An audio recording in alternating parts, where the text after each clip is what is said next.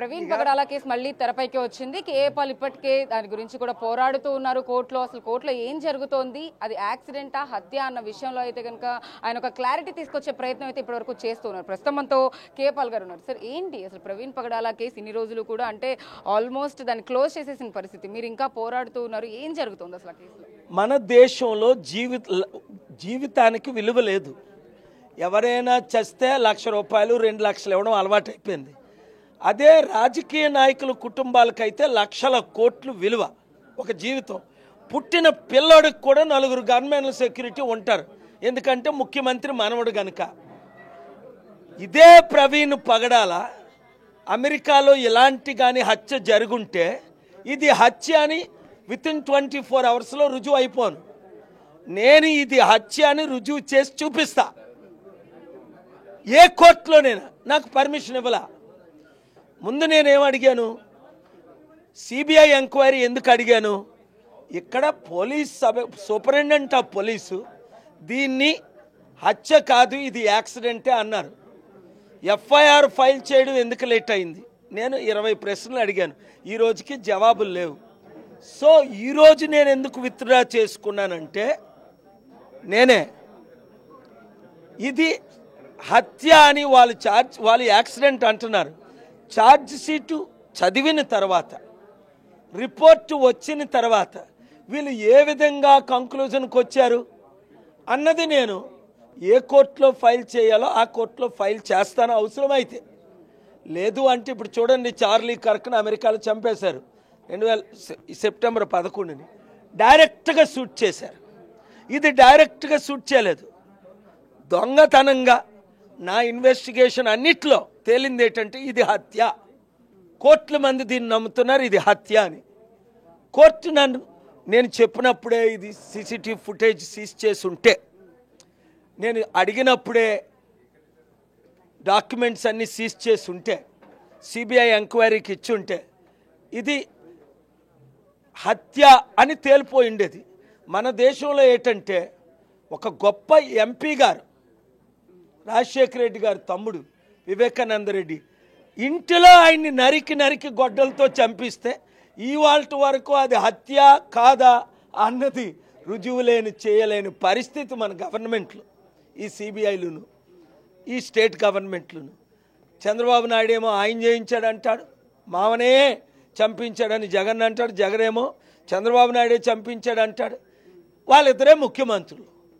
అదే నేను ముఖ్యమంత్రిని అయి ఉంటే న్యాయం జరుగును. వీళ్ళ ద్వారా న్యాయం జరగదని అందరికీ తెలుసు. అరే, నిరుద్యోగులకే, రైతులకే, వికలాంగులకే, మహిళలకే, చిల్డ్రన్కే న్యాయం జరగనప్పుడు వీళ్ళు ఎవరికి న్యాయం చేస్తారు? అందుకని I'm very grateful to honourable CJ of Andhra Pradesh for permitting me to withdraw to రీఫైల్ in which court he's honourable CJ smiled, he understood where I'm going with this. Next step ఏం చేయబోతున్నారు? అంటే దీన్ని నిరూపించే ప్రయత్నంలో భాగంగా నెక్స్ట్ స్టెప్ ఏం చేయబోతున్నారు? Charge sheet బయటకు రావాలి, ఆ తర్వాత అది నేను చదవాలి. చదివిన తర్వాత నాకు ఆర్గ్యుమెంట్స్ బాగా వచ్చి కనుక నేను ఎక్కడ ఫైల్ చేయాలి, ఎప్పుడు ఫైల్ చేయాలి, ఎలా ఫైల్ చేయాలి, వాళ్ళు ఛార్జ్ షీట్ ఫైల్ చేస్తారా లేదా చూద్దాం. మీకు ఇంకా నమ్మకం ఉందా ఈ కేసులో ఖచ్చితంగా న్యాయం జరుగుతుంది? ఎందుకంటే పోస్ట్ మార్టం రిపోర్ట్లో ఇప్పటికే అనేక ఆధారాలు కూడా చూపించిన పరిస్థితి. ముఖ్యమంత్రి కానీ నారా లోకేష్ కానీ దీని గురించి మాట్లాడుతూ ఆయన డ్రంక్ చేసి ఉన్నారు అని కూడా చెప్తున్నారు. ప్రవీణ్ పగడాల త్రాగుడు మానేసి 25 సంవత్సరాలు అయింది. అలాంటి మాట్లాడినందుకు దేవుడు ఎవరు అలాగ అంటున్నారో, may God punish them in this world and the world to come. Stop those stupid statements. కుటుంబ సభ్యులే ఇప్పటి వరకు కూడా దాని గురించి పోరాడుతున్న దాఖలాలు కనపడడం లేదు. మీరు ఒక్కళ్ళే సింగిల్ స్టాండ్గా నుంచొని ప్రవీణ్ పగడాల గారి గురించి పోరాడుతూ ఉన్నారు. ఎక్కడి వరకు వెళ్ళబోతుంది? స్టీల్ ప్లాంట్ గురించి పోరాడతాం, అమ్మకాన్ని ఆపుతాం అన్నాడు చంద్రబాబు, లోకేష్, పవన్. ఇప్పుడు వాళ్ళే అమ్మేస్తున్నారు. ఈ రాజకీయ నాయకులు నేను నమ్మనప్పుడు వాళ్ళకి భయంతో కుటుంబం రావట్లేదు. నాకు ధైర్యం ఉంది, నేను ఒంటరిగా పోరాడాను, స్టీల్ ప్లాంట్ అమ్మకాన్ని ఆపాను, కామారెడ్డి రైతులకు న్యాయం చేశాను, బెట్టింగ్ యాప్ లేకుండా చేసి పడేసాను దేశంలో. సుప్రీంకోర్టులో August 1న ఆర్డర్ తీసుకొచ్చాను, 21న బిల్ పాస్ చేయించాను. పార్లమెంట్లో 45 కోట్ల మందికి న్యాయం చేశాను. ఇలాంటి 100 చేశాను, కంటిన్యూగా చేస్తూ ఉంటాను. Thank you very much. Sugali Preethi కేసుని మీరు ఆల్రెడీ టేకప్ చేస్తున్నా అని చెప్పారు. సుగాలి ప్రీతి కేసు ఎక్కడి వరకు తీసుకెళ్ళబోతున్నారు? దాంట్లో ఏమైనా న్యాయం వాళ్ళ అమ్మగారిని ఏమైనా కలుస్తారా మీరు? సుగాలి ప్రీతి నువ్వు చెప్పినట్లు ఉంది, మీరు చెప్పినట్టు ఉంది. వారి మదరు మా ఆఫీస్కి కాల్ చేశారు, కలుస్తానని. వెంటనే అపాయింట్మెంట్ ఈ సాటర్డే ఇమ్మన్నాను. హైదరాబాద్ అమీర్పేటకి రండి, వారు లెటర్ ఇవ్వాలి, వారి దగ్గర ఉన్న ప్రూఫ్స్ ఉండాలి, డాక్యుమెంట్స్ ఉండాలి, తప్పకుండా ఫైట్ చేస్తాం. దేవుడు ఒకటమ్మా, ఈ ఒకవేళ కోర్టులు న్యాయం చేయకపోతే, listen to me judges, if you don't do justice, judges of judge, lord of lords, god of gods, king of kings will do the justice.